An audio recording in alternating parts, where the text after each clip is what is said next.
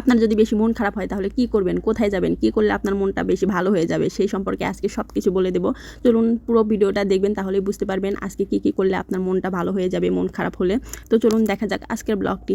আসসালামু আলাইকুম, সবাই কেমন আছেন? Welcome to my page Masuma Islam. সবাই আমার পেজের সাথে থাকার জন্য অনেক অনেক ধন্যবাদ। তো বলছিলাম, যখনই আপনার মনটা খারাপ হয়ে যাবে তখনই কিন্তু আপনি ঘুরতে চলে যাবেন, কারো কথাই শুনবেন না, যার সাথে পারেন চলে যাবেন, মানে আপনার বন্ধু বান্ধব স্বামী যেই থাকুক না কেন তাকে সাথে করে নিয়ে একদম ঘুরতে চলে যাবেন। আর ঘোরার জায়গাটা দিল হয় এরকম নদীর পাশে, তাহলে তো আরও কোনো কথাই নাই, মনটা এমনি ফুরফুরা হয়ে যাবে। দুই পাশে নদী আর মাঝখানে রাস্তা, কি সুন্দর যে লাগতেছিল কি বলবো।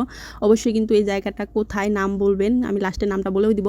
তো প্রথমে চলে আসলাম একটা খাবারের দোকানে, আর এটা কিন্তু আলু দিয়ে এরকমভাবে ভাজছে, এত মজা লাগছে, ভালোই লাগছে।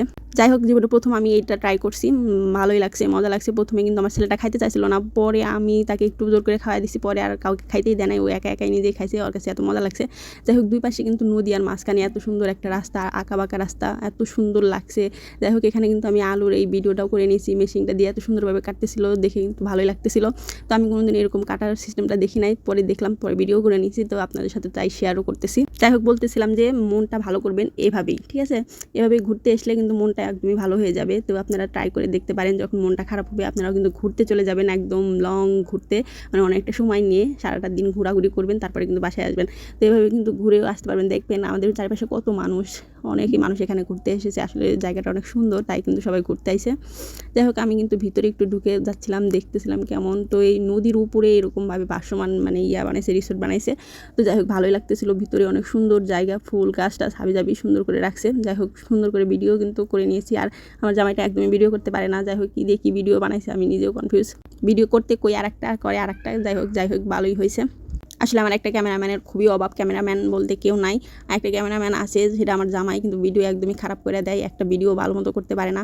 যাই হোক, আশেপাশে আমি এমনি টুকটাক ভিডিও করতেছিলাম, সবাই ছবি তুলতেছিল, সেগুলো আমিও দেখতেছিলাম। আর এখানে এত সুন্দর জায়গাটা, কি সুন্দর।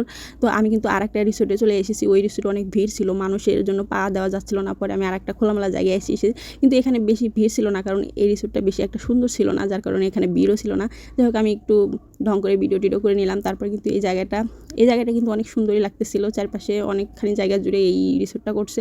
তো এখানে বেশি মানুষ ছিল না, তো আমি এখানে একটু সুন্দর করে ভিডিও টিডিও করে নিলাম। আর দেখেন কত সুন্দর। তারপরে কিন্তু এখানে বার্গার অর্ডার দেওয়া হয়েছে, তো একটু খানা পানা তো করতেই হবে। যাই হোক, কেউ আবার আমার খাবার দেখা ভয় পায় না যে এত বড় বার্গার আমি কীভাবে খাবো, একটু দেখাইতেছিলাম আপনাদের। পরে কিন্তু ওইভাবেই খাইছি, কিন্তু দেখাই নাই। যাই হোক, সবাই ভালো থাকবেন, সুস্থ থাকবেন। আর আমার এই ভিডিওটা কেমন হয়েছে অবশ্যই কিন্তু কমেন্ট করেও জানাবেন। আর এখানে দেখেন, আমি এসে একদম সুন্দর একটা ভিডিও করে নিয়েছি, মানে এখানে আমি দেখতে আইছিলাম কি কিছু কেনা যায় কিনা। তবে ঘুরতে ঘুরতে আমার এই মুখটা একদম আয়নার সামনে চলে গেছে, আর সেখানে আমি তো একটা ভিডিও করে নিলাম সুন্দর করে, আয়নাতে আমার মুখটা দেখা যাচ্ছিলো, এরকম একটা ভিডিও করে নিচ্ছি। দেখেন, ভিডিওটা কিন্তু অনেক সুন্দরও হয়েছে। তো সবাই ভালো থাকবেন, সুস্থ থাকবেন, আল্লাহ হাফেজ।